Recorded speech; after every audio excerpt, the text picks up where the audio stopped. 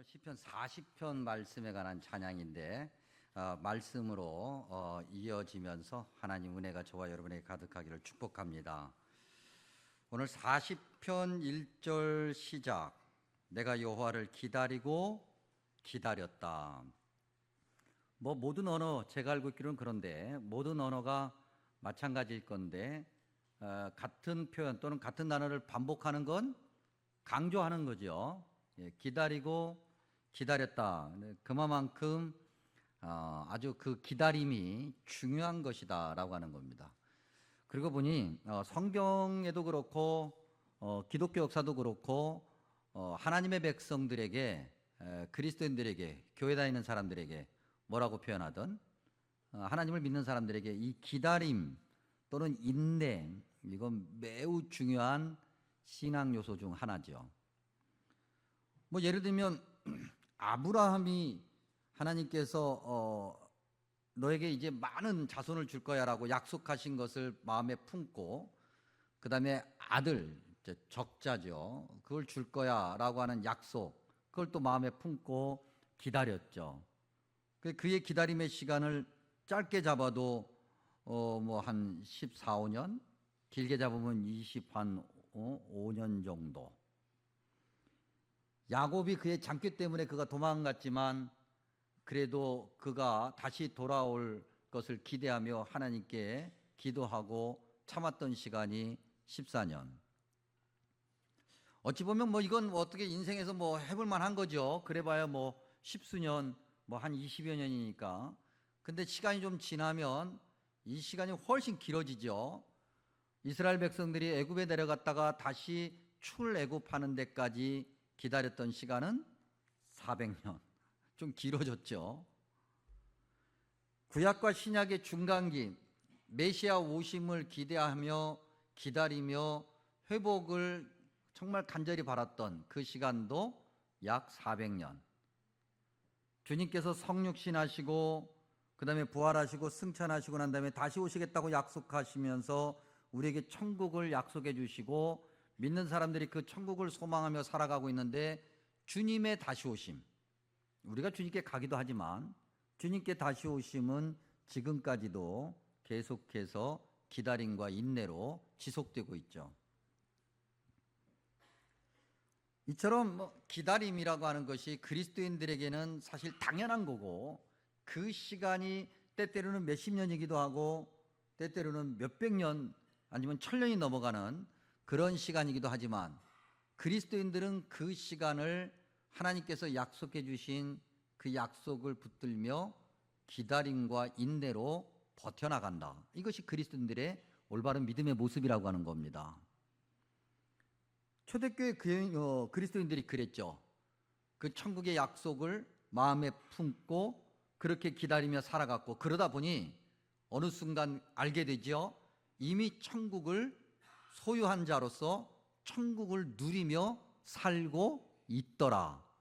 기다림의 신앙, 어떻게 보면 인내의 신앙은 이미 천국을 누리며 살고 있는 신앙으로 확인되는 겁니다. 우리 한국교회 초기 그리스도인들도 마찬가지였습니다.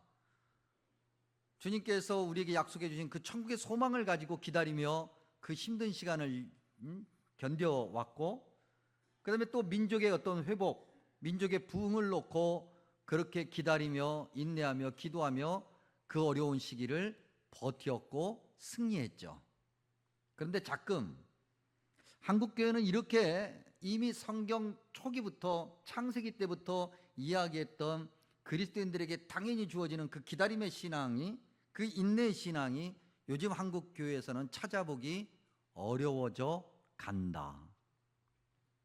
왜 그럴까? 말씀을 이제 준비하면서 우연히 봤는데 우리 지금 한국에서 활동하고 있는 구약학자들이 시편 몇 곳을 이렇게 선택해서 시편 설교라고 하는 아주 짧은 묵상집을 엮어냈는데 그 중에 강성열 교수님이라고 하는 분이 이 40편을 묵상하면서 오늘 이분을 좀 자주 언급할 건데 이런 이야기를 하시더라고요. 한국교회가 이렇게 기다림과 인내의 믿음을 상실해가는 그 이유 중에 하나는 빨리빨리 문화 때문이지 않을까. 이 빨리빨리 문화가 우리의 믿음을, 이 인내하는, 이 소망을 가지는 그 인내를 흔들고 있다는 거죠. 여러분들도 한번 보셨을 것 같은데, 해외 외국인들이 이제 한국 사람들이 이제 다 관광을 가지 않습니까? 그러면 이제 그들, 서양인들, 특별히 서양인들 눈에는 한국 사람인지 중국 사람인지 일본 사람인지 이게 헷갈리거든요. 그런데 어떤 행동을 보고 한국 사람인지 금방 알아맞춘다는 거죠. 한국 사람들의 독특한 행동이 있는데, 그 행동 중에 하나가 엘리베이터에 타면 확실히 알 수 있는데 뭘까요? 한국 사람들은 엘리베이터에 타면 맨 먼저 자기가 가고자 하는 층을 누르고 그 다음에 닫힘을 눌러요. 여러분들도 지금 교회 오시면서 엘리베이터를 타셨는데 닫힘 버튼 눌렀어요, 안 눌렀어요? 다 누르지 뭐 다. 누군가가 아무튼 대표로 다 눌러요. 가만히 생각해보니까 저도 누르더라고. 저도. 세어보면 길면은 5초. 우리 교회는 조금 길어요. 왜냐면 어르신들이 많기 때문에 이 열고 닫히는 시간이 좀 깁니다. 그래봐야 5초, 보통 3초, 1초, 2초, 3초. 이것이 우리에게는 30분처럼 느껴지는 거예요. 그러니 닫힘을 누르죠. 그 해외에 가면은 엘리베이터가 아무래도 너무나도 다양하고 우리에게 익숙하지 않아서 층은 눌렀는데 닫힘을 못 눌러서 헤매는 경우가 있어요.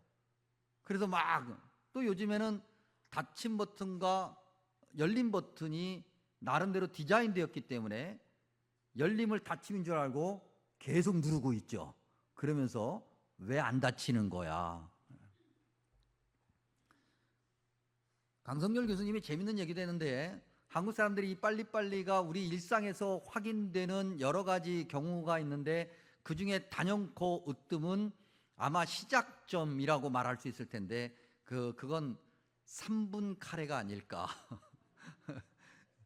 뭐든지 집어넣으면 3분 안에다, 길어야 5분 안에 돼야 돼. 그래서 식당 가서도 주문을 하고 5분이 지나면 이제 조마조마하고 조바심이 나기 시작하고, 그 다음에 10분이 되면 화가 나기 시작하고 왜 음식 빨리 안 나오냐고 소리를 지르고 배를 자꾸 누르고 부르기 시작하죠. 광고 문구에도 당일 취업, 상담 이런 이야기가 있어요. 당일 취업이 보장이 된다는 거죠. 심지어는 단기간 고소득 보장 이런 거 보신 적 있죠? 투자하면 곧바로 고소득이 보장되는, 이 빨리빨리 문화가 예전에는 우리가 정말 먹고 살기 위해서 빨리빨리 우리가 부자가 돼야 되겠고 빨리빨리 열심히 일해서 잘 먹고 잘 살아야 되겠다고 하는 빨리빨리였다고 한다면, 요즘 이 시대의 빨리빨리는 조금 다른 모습을 가지고 있는데, 풍요로움과 함께 결합이 되면서 이 풍요로움을 누구나 다 공평하게 누릴 수 없다고 하는 압박감, 그래서 누구보다도 빨리 많이 가져야 내 것이 더 풍요로워진다라고 하는 이런 무한, 그 다음에 어떤 극심한 경쟁, 이런 것 때문에 빨리빨리가 우리 사회에 만연하게 되죠. 근데 불행하게도 요즘은 교회가 세상을 이끄는 것이 아니라 세상이 교회를 이끄는 시대가 되고 말았어요. 그래서 그리스도인들이, 예수님을 믿는 사람들이 세상을 끌어가는 것이 아니라 세상이 예수님 믿는 사람들을 끌고 간다는 거죠. 예수님을 믿는 사람들이 세상이 하는 대로, 그렇게 세상이 흘러가는 대로 같이 떠내려가는 이 시대에 교회 다니는 사람들도 이런 세상의 흐름에서 결코 자유롭지 못해서 어떻게 하면 내 것을 더 많이 가지려고, 어떻게 해서 내 자식이 좀 더 빨리, 좀 더 많이, 좀 더 성공할 수 있을까, 이런 거에 관심을 가지는 바람에 우리가 기다리는, 인내하는 그러한 믿음을 가지지 못한다. 교회도 세상 투자처럼 투자를 했으면 단기간 고소득이 나와야 돼요. 투자했으면 그에 상응하는 결과가 있어야 된다는 거죠.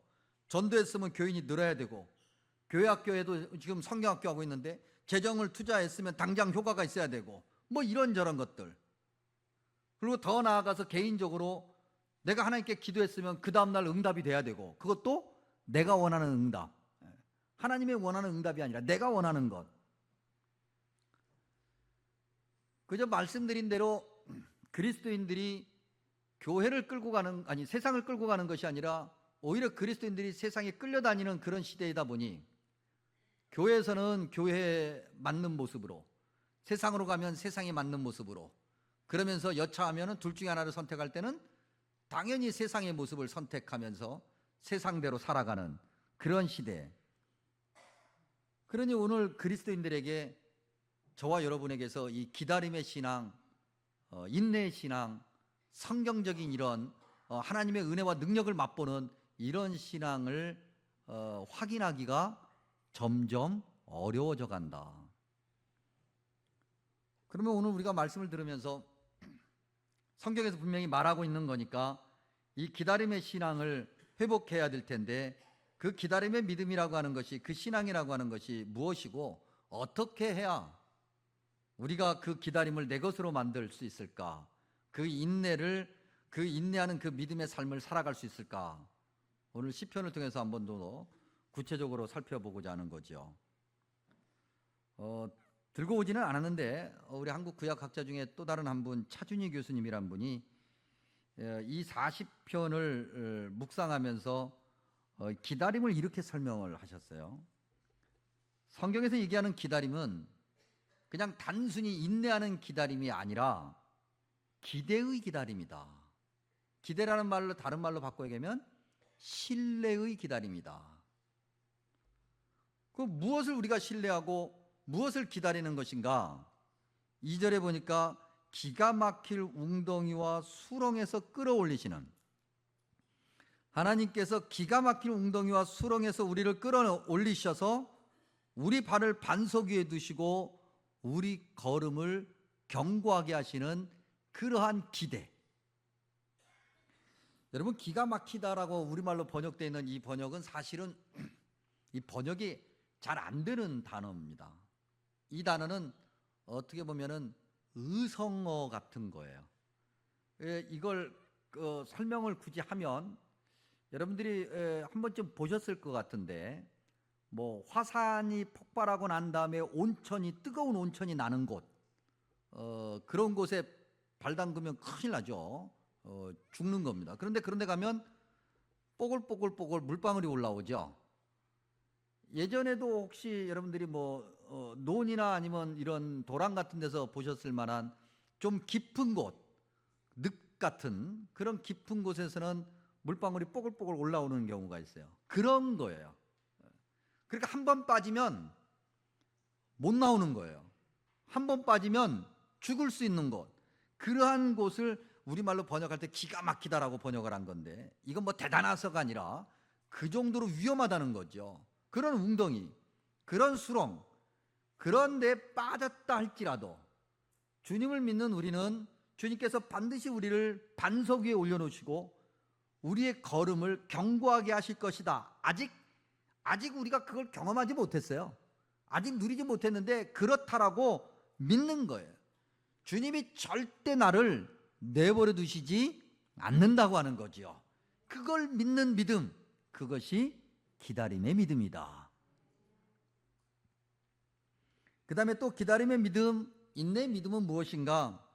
3절에 보니까 오늘 우리 찬양대도 찬양했을 때 등장하는 건데, 새 노래로 하나님을 찬송한다.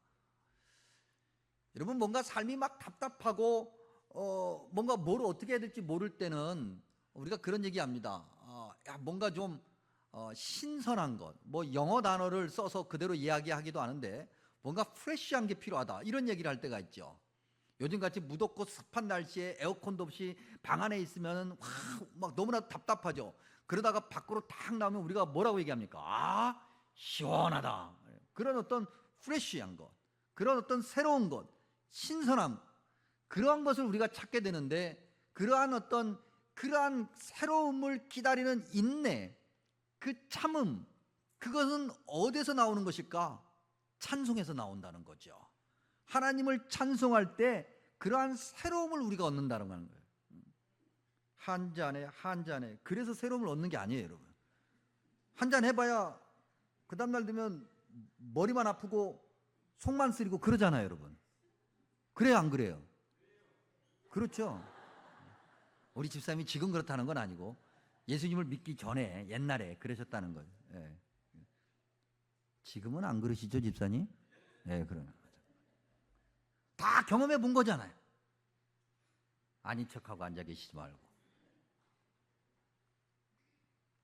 여러분, 우리가 이런 말씀 나올 때마다 꼭 언급하는 역사에서 확인되는 건 아우슈비츠 수용소.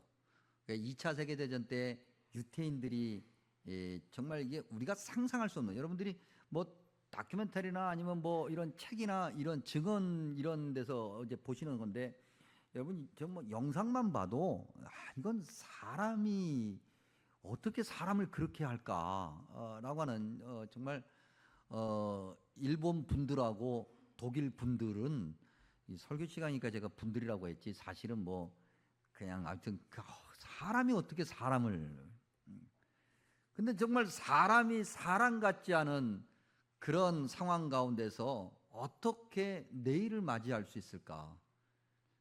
그 정말 잠깐의 저녁 시간 그 적막함 가운데서 그들이 내일을 맞이할 수 있었던 어떻게 보면 유일한 방법? 그게 뭐냐면 찬송이에요. 그래서 그들이 증언합니다. 우리에게 내일이 올까? 다가오는 내일은 무엇일까? 또 오늘 같은 내일이겠지? 그러면 우리가 살 이유가 뭐가 있을까? 이런 어떤 삶의 그야말로 저 밑바닥 끝에서 아무런 소망도 없고 희망도 없을 그때 저 구석에서 목소리를 죽여가며 가느다랗게 울려 나오는 소리가 있는데 그것이 여호와 하나님을 찬송하는 것이더라. 그래서 엘샤다이, 전능하신 하나님을 찬양하는 그 찬송 소리 때문에 내일을 희망하며 그들이 버텨냈고 마침내 전쟁이 끝나 해방의 자리로 나가게 된 거예요. 찬송은 그런 거라고 하는 거죠. 시편 33편 1절에 너희 의인들아 여호와를 즐거워하라. 찬송은 정직한 자들이 마땅히 할 바로다. 여러분, 우리가 초대교회를 베드로 전후서를 나누면서 마지막 시간에 베드로후서 말씀을 한번 다시 보겠습니다만, 베드로 전후서를 나누면서 초대교회 상황이 어떤 상황이었는지 우리가 본 적이 있습니다. 정말 죽음이, 박해가, 고난이 날마다 일상에서 그야말로 반복되는 그런 시대에 그러한 그리스도인들이 어떻게 그 시간을 견뎠을까? 우리가 2021년도에 우리가 지금 저와 여러분은 1년에 한 번은 정독을 하고 한 번은 통독을 하거든요, 성경을. 그래서 통독할 때 모이십시오. 원하시는 분들 우리 같이 모여서 성경 읽고 같이 은혜 나눕시다, 그러지 않습니까? 그리고 또 한 번은 이제 정독하면서 성경 66권 중에 하나를 선택해서 자세히 읽어가면서 하나님 은혜를 나누는데, 2021년도에 요한계시록을 했었어요. 한 번 더 하려고 합니다. 그래서 9월 정도에 다시 시작하려고 합니다. 기대하십시오. 요한계시록 커밍 순. 기대하는 눈빛이 아니야. 여러분 어디 가셔서 요한계시록을 이렇게 정독하는 기회가 많지가 않아요. 그러니까 이상한 데 가가지고 요한계시록 정독하다가 이단 사이비로 가지 마시고, 이번에 이제 그 광고 나갈 겁니다. 그러면 그때 막 많이 신청하셔서 같이 한번 정독을 해보자고요. 근데 그 요한계시록 말이죠. 요한계시록 1장은 뭡니까? 하나님께서 사도 요한을 통해서 각 교회에 이제 전달하실 말씀이 이렇게 펼쳐질 거야 라고 얘기하시고, 삼위일체 하나님이 누구신가를 분명히 밝히고, 그 다음에 2장과 3장에서는 7개 교회를 선택을 해서 전체 세계 교회를 대표로 한 7개 교회에게 이제 이런 신앙을 가져야 된다라고 권면하죠. 그리고 왜 그런 신앙을 가져야 되는가에 그 첫 번째 딱 여는 장이 환상으로 4장에 나타나는데 그게 뭡니까? 천상의 예배거든요.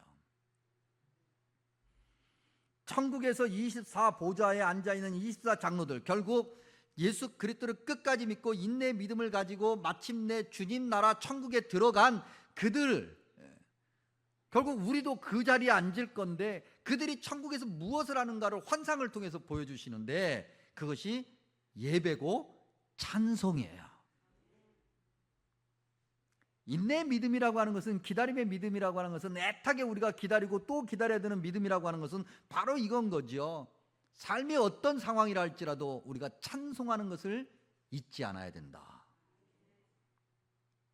우리가 또 하나 보는 것은, 그런 믿음, 인내의 믿음은 창조주 여호와 하나님을 믿는 것이고 그 창조주 하나님 앞에서 겸손한 것이다. 5절 말씀, 여러분 5절 말씀 우리 다 같이 한번 읽어보겠습니다. 5절 말씀입니다. 여호와 나의 하나님이여, 주께서 행하신 기적이 많고 우리를 향하신 주의 생각도 많아 누구도 주와 견줄 수가 없나이다.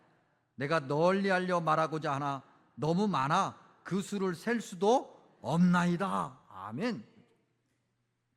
하나님은 창조주시고 우리는 피조물이라는 거예요. 성경의 곳곳에서 창조주와 피조물의 분명한 근본적 차이를 이야기하고 있는데, 대표적으로 이사야서 40장을 보면 이사야서 40장 12절에 이렇게 기록하고 있습니다. 누가 손바닥으로 바닷물을 헤아렸으며 뼘으로 하늘을 쟀으며 땅의 티끌을 되에 담아보았으며 접시 저울로 산들을 막대 저울로 언덕을 달아보았느냐. 물론 요즘 현대 과학자들이 지구의 둘레가 얼마고 질량이 얼마며 뭐 이런저런 바닷물의 어떤 부피는 어느 정도고 이런 이야기 합니다. 근데 여러분, 그게 맞을까요? 틀릴까요? 맞는지 틀린지 우린 모르지 뭐. 정확할까요? 정확하지 않을까요? 우린 몰라. 근데 우리는 그렇다고 믿죠. 과학자들이 얘기하면 그냥 믿어요, 안 믿어요? 그냥 믿어요? 지구가 태양 주위를 돌아요? 태양이 지구 주위를 돌아요? 아니, 그렇지. 예. 지구가 돌아요? 태양이 돌아요? 어떻게 알아요? 과학자들이 이렇게 얘기하니까. 우리가 사는 이 은하계를 태양계라고 얘기하잖아요. 우리가 수금지와 목토천에, 명은 요즘에 빠졌으니까 이렇게 얘기합니다. 그러면 이 태양계가 이렇게 구성되어 있다는 것을 어떻게 알아요? 봤어요? 가보셨어요? 나 금성 가보셨다. 손 들어보세요. 나 목성에 갔다 왔다. 우리는 안 가봤거든요. 몰라. 경험도 안 해봤어. 근데 우리는 다 그렇게 믿어. 왜 믿어요? 왜 믿어요? 하나님이 그렇게 창조하셔서 그래서 믿는 게 아니지. 솔직하게 과학자들이 이렇게 얘기하니까 믿는 거죠. 그래요, 안 그래요? 그렇죠? 왜냐하면 그들이 전문가니까. 그렇게 얘기하면 믿는 거예요. 영적인 전문가는 누구예요? 여러분들이 살면서, 저와 여러분이 살면서 우리 눈에 보이는, 전문가들은 다 우리 눈에 보이는 사람들이고 그들의 육성을 우리가 들을 수 있는데, 우리가 우리 눈에 보이는, 그리고 육성을 들을 수 있는 영적인 전문가는 누구예요? 목사님이죠, 목사님. 예. 다른 분들 얘기하지 마시고. 하나님은 당연한 거고 목사님이죠. 그 목사님인데 영적인 전문가예요. 인정하세요? 근데 왜 제 말 안 들어요? 왜 제 말 안 들어요? 왜 이렇게 하는 것이 영적으로 도움이 된다고 얘기하면 귀등으로도 안 듣는데 왜 그래요? 아니, 다른 어떤 전문가들, 무슨 과학의 전문가들이 얘기하는 것은 경험도 안 해봤으면서 다 그냥 그대로 믿어. 그렇잖아요. 다 믿는단 말이에요. 근데 영적인 전문가가 얘기하면 왜 안 믿냐고요? 왜 안 믿어요? 얘기해 보세요. 왜 안 믿어요? 왜 그대로 안 하는 건데요? 여러분, 의사가 하루에 3번씩 약 먹으라면 먹어요, 안 먹어요? 먹어요. 예. 죽기 싫어서라도 먹어. 근데 영적인 전문가인 목사님들이 얘기하면 에이, 뭐 안 들어. 왜요? 영적인 전문가를 통해서 하나님의 말씀을 들으라고 세워주신 그 전문가의 말도 안 듣는데 하물며 창조주 하나님은 믿을까? 창조주 하나님 말씀은 들을까? 우리가 피조물인 주제에 아무것도 알 수 있고 아무것도 뭘 알 수 있는 게 없는데 우리는 창조주 하나님과 마치 만만하게 같이 보고 창조주 하나님과 뭔가 한번 겨뤄볼 수 있는 것처럼 그렇게 믿음 생활해요. 참 대단하죠? 신기하다면 이런 게 신기한 거예요. 경험도 안 해본, 내가 만져보지도 않은 과학자들의 말은 무조건 믿어. 근데 내가 경험도 안 해보고 만져보지도 않았기 때문에 창조주 하나님 말씀은 못 믿겠다는 거죠. 인내의 믿음은, 기다림의 믿음은 창조주 하나님이 말씀하셨으니 그냥 아멘 하는 거예요. 그리고 기다리는 거예요. 그러니 우리는 창조주 하나님 앞에서 겸손해야 되는 거죠. 4절에 그 창조주 여호와 하나님만 의지하겠노라 그랬어요. 여호와를 의지한다. 여러분, 여호와를 의지한다라고 하는 이 문장은 영어 단어를 써서, 오늘 영어 단어를 좀 자주 써서 좀 죄송합니다만, 영어 단어, 근데 우리가 일상으로 쓰는 단어예요. 영어 단어를 써서 글자 그대로를 다시 풀어, 또 이게 시잖아요. 그러니까 그걸 우리의 현실에 딱 와닿게 다시 풀어서 번역을 하면, 여호와를 의지한다라는 말은 이런 의미예요. 여호와 하나님을 내가 신뢰할 수 있는 분으로 세팅한다, 이런 얘기예요. 여러분, 무대를 세팅하면은 나머지 모든 것들은 무대를 중심으로 해서 다 자리가 배정이 되잖아요. 무대가 정중앙에. 마치 여호와를 의지한다라고 하는 것은 여호와를 세팅하고, 왜? 그분이 내가 믿을 수 있는 유일한 분이니까 여호와를 세팅하고 나머지 모든 것을 다 그에 맞게 맞추는 거예요. 그것이 여호와를 의지하는 거예요. 그것이 여호와 하나님 앞에서 겸손한 거예요. 그것이 창조주 하나님을 믿는 믿음이고, 그것이 인내의 믿음인 거죠. 여러분, 출애굽한 이스라엘 백성들이 광야에서 어떻게 삽니까? 그들이 광야에 머무르면 어떻게 진을 칩니까? 맨 가운데 여호와의 장막이 먼저 설치가 돼요. 그리고 여호와의 장막을 중심으로 동서남북 사방에 이스라엘 12지파가 자리하게 돼요.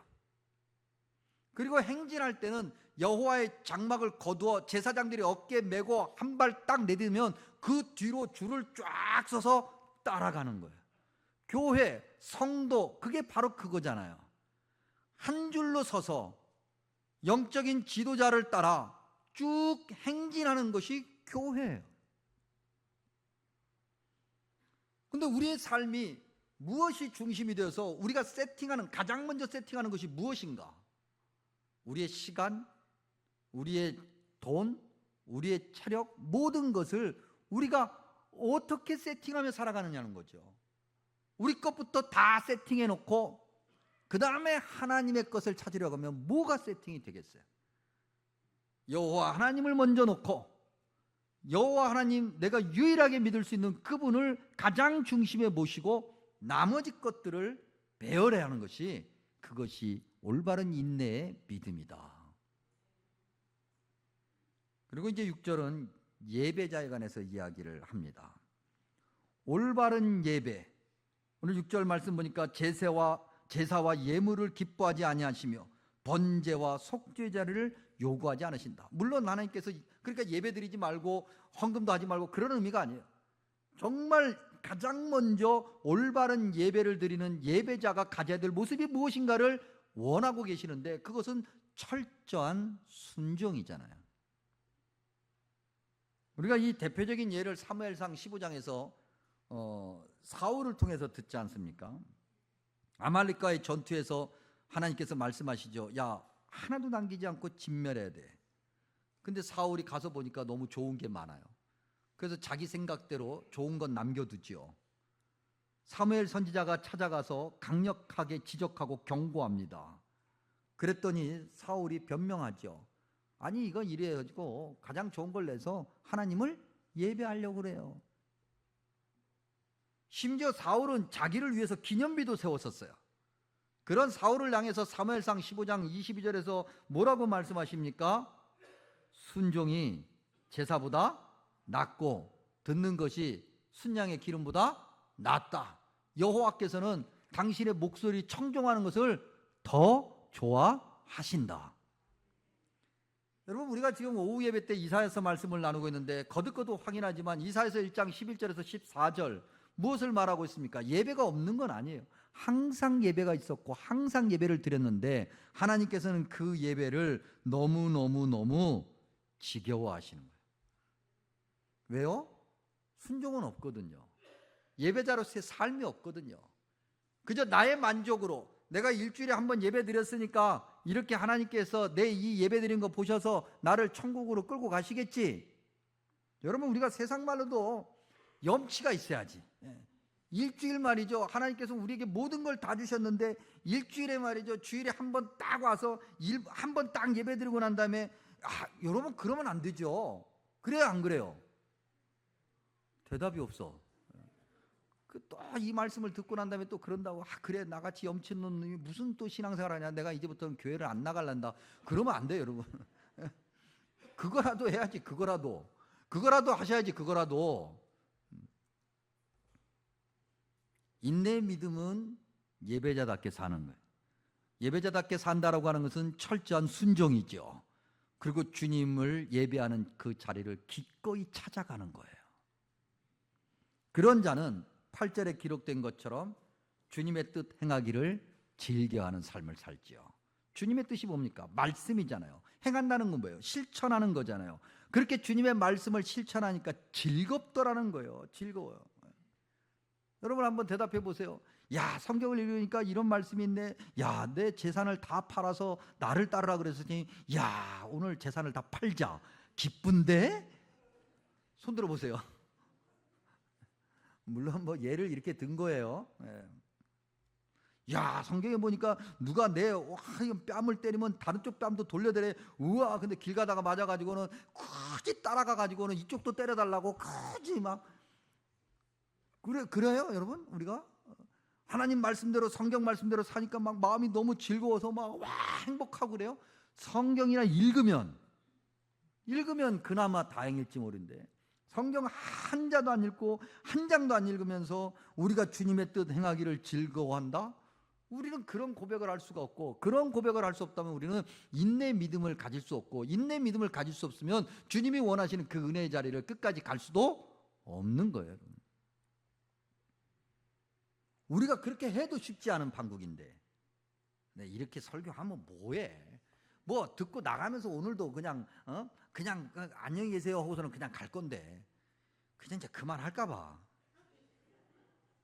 그래도 준비한 게 있으니까 이제 끝까지 가야죠. 오늘 말씀 또 보니까 주의 법이 나의 심중에 있다 그랬어요. 여러분, 아까도 말씀드린 것처럼 이게 지금 시잖아요. 그러니까 이걸 하여튼 다시 풀어서 또 설명해야 돼요. 주의 법이 나의 심중에 있다. 이걸 글자 그대로 다시 또 풀어서 얘기하면, 주님의 토라가, 이게 토라라고 하는 것은요, 주님의 명령, 율법, 계명, 뭐 이런 모든, 사실은 우리가 얘기하는 주님의 말씀이라고 하는 것보다 토라라고 하는 원래 명칭을 쓰는 것이 훨씬 더 이렇게 강조되는 의미거든요. 그래서 토라라는 단어를 그대로 쓰면, 주님의 토라가 나의 내장 기관들 정중앙에 있다, 이런 얘기예요. 그 오장육부라고 우리가 일반적으로 얘기하잖아요. 그리고 우리의 오장육부 안에 주님의 말씀이 정중앙에 있는 거예요. 근데 오장육부 정중앙에 있고 오장육부가 거기에 다 연결되어서 그렇게 우리가 생명을 유지하며 살아가는데, 이 오장육부가 연결되어 있는 이 말씀이, 정중앙에 드는 말씀이 빠져버리면 우리가 살 수 있어요, 없어요? 그거 없는 거예요. 죽는 거예요. 즉 주님의 말씀이, 주님의 법이 나의 심중에 있다고 하는 것은 주님의 말씀이 아니면 나는 죽습니다, 이런 의미예요. 그래서 내가 목숨을 걸고 주님 말씀을 사모하고 목숨을 걸고 주님이 원하시는 대로 살겠습니다. 내가 살기 위해서라도 주님의 말씀을 늘 가까이 하겠습니다. 주님 말씀대로 살려고 애쓰겠습니다, 이런 고백이에요. 인내의 믿음은 이 고백을 하게 되어 있어요. 여러분, 그리고 우리가 다시 1절로 가면, 내가 여호와를 기다리고 기다렸다, 이 표현에 우리가 주목해야 될 것이 있습니다. 아까도 잠깐 언급했던 건데, 귀를 기울이사 나의 부르짖음을 들으셨도다. 그렇게 기다리고 기다렸더니 주님께서 들으셨다. 그런데 2절 아까 우리가 봤던 거죠. 나를 기가 막힐 웅덩이와 수렁에서 끌어올리시고, 아직 그 웅덩이와 수렁에서 빠져나가지 못했어요. 아직 그 자리에 있는 거예요. 그 자리에 있어요. 아직 내 발에 질퍽거림이 있고 그 어려움이 나의 이 코밑까지 와서 숨을 쉬기 너무 어렵고, 심지어는 이 코 위로 올라가서 정말 숨을 쉴 수가 없는 그런 답답한 상황이 있다 할지라도 하나님께 기다리며 신뢰하고 인내하고 주님을 찬송하고 주님의 말씀만을 붙들고 창조주 하나님만을 의지했더니 주님께서 나를 건져 주셨더라. 이게 기다림이에요. 그런데 또 하나, 우리가 이렇게 기다릴 수 있는 이러한 믿음, 우리가 그런 믿음도 안 가지고 있는데 어쨌든 우리가 그러한 믿음을 가질 수 있는 아주 중요한 이유가 있어요. 왜 우리가 그런 믿음을 가질 수 있게 되고 또 가져야만 하는가? 그 어떤 것이 전제되어 있기 때문인데, 또 다른 애타는 애절한 기다림이 있기 때문에. 아까도 언급했던 이 강성렬 교수님이 이 시편 40편을 묵상하시면서 그 이야기를 하시는데 머리를 탁 때리는 것 같아요. 아, 그렇지. 그 또 다른 애타는 기다림이 있기 때문에 오늘 우리가 인내하는, 기다리는 믿음을 가질 수 있고 가져야 되는 것인데, 그 또 다른 애타는 기다림은 하나님의 기다림 때문이에요. 하나님의 기다림이에요. 하나님의 성품 말이죠. 이걸 우리가 베드로후서에서 확인해 본 적이 있습니다. 베드로후서 3장 9절 읽어드리면, 주의 약속은 어떤 이들이 더디다고 생각하는 것 같이 더딘 것이 아니라 오직 주께서는 너희를 대하여 오래 참으사 아무도 멸망하지 아니하고 다 회개하기에 이르기를 원하시느니라. 그리고 이어서 베드로후서 3장 15절에 우리 주의 오래 참으심, 인내죠, 기다림이죠, 애타는 기다림이죠.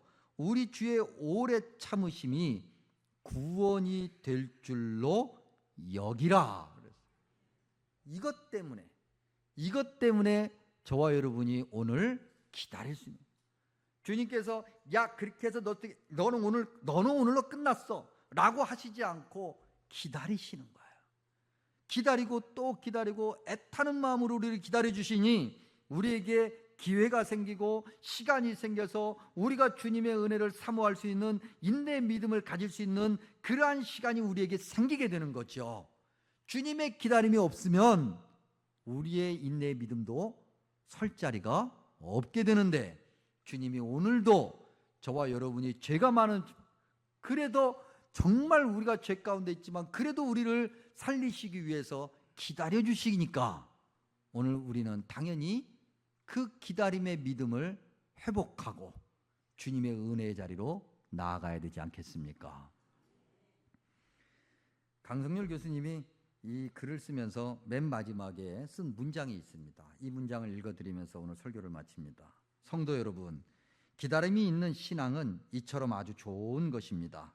삶의 목표와 신앙생활의 목적이 분명하기 때문입니다. 아멘. 기도하겠습니다. 좋으신 아버지 하나님, 너무나도 죄 가운데서 주님의 은혜를 잊어버리고 내 맘대로 살고 있는데, 그럼에도 우리를 예배 자리로 이끌어 주시고 주님의 말씀을 듣게 하시며 다시 주님이 원하시는 은혜의 자리로 나아갈 수 있도록 인도하여 주시니 감사합니다. 삶에서 너무나도 여러 가지 일들을 경험하며 힘들어 주저앉지만 주님, 그래도 주님께서 우리에게 약속해 주신 그 은혜를 믿으며 신뢰하며 끝까지 인내할 수 있도록, 기다릴 수 있도록 주님 지켜주시옵소서. 주님께서 우리에게 약속해 주신 그 천국의 자리까지 가는 동안 여러 가지 유혹과 시험에서 이길 수 있게 하시고, 그렇게 주님만을 바라보며 인내하는 믿음으로 승리하는 자, 천국 백성, 그렇게 많은 믿음의 선조들이 그랬던 것처럼 우리도 천국에서 주님을 마음껏 찬양할 수 있도록 이끌어 주시옵소서. 예수님의 이름으로 간절히 기도하옵나이다. 아멘.